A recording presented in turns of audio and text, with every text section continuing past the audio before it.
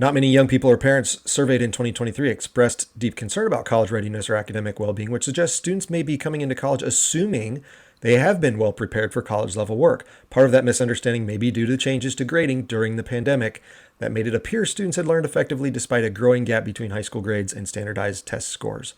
Again, this all happened before COVID. Yes, this is all true. That students now, it's amazing how many students I've had over the years who, I give them a D on a paper and they're absolutely stunned. They're like, but I got A's in all of my high school English classes. And I have to tell them, yeah, your high school English teachers didn't grade you properly. I'm sorry. You were taught poorly. You're in the right room now. I'm going to teach you how to do it right. They need a wake up call to the fact that, yeah, you aren't good at this. I'm going to need to work with you and we need to practice.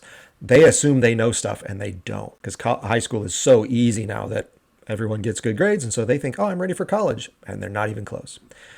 I have a lot of students who think they've already mastered the art of writing and other students who've never been required to really try, says the Wellesley professor, who attributes students' declining literacy skills to minimal writing requirements in high school and receiving good grades for mediocre work. Yeah, I specifically remember an instance with a student a couple years ago. I'm sure I've had more, but it stuck in my brain because I was so shocked by it, where he was making a bunch of mistakes. And I kind of said, look, man, didn't you do this in high school? I mean, this was just a basic freshman class, so I wasn't introducing anything super challenging yet.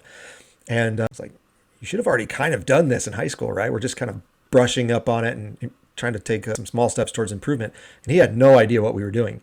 And so I asked, yeah, didn't you write papers? And he said, no, we mostly just made PowerPoints and videos. And I thought, oh my gosh. So the high schools have abandoned writing.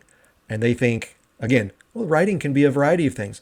Yeah, it can. But unless they can do this stuff, the basic writing first, you can't move on to the other stuff. And so these kids are being taught that, well, just make a PowerPoint and give us a presentation. That'll count in your English class. And that is not good.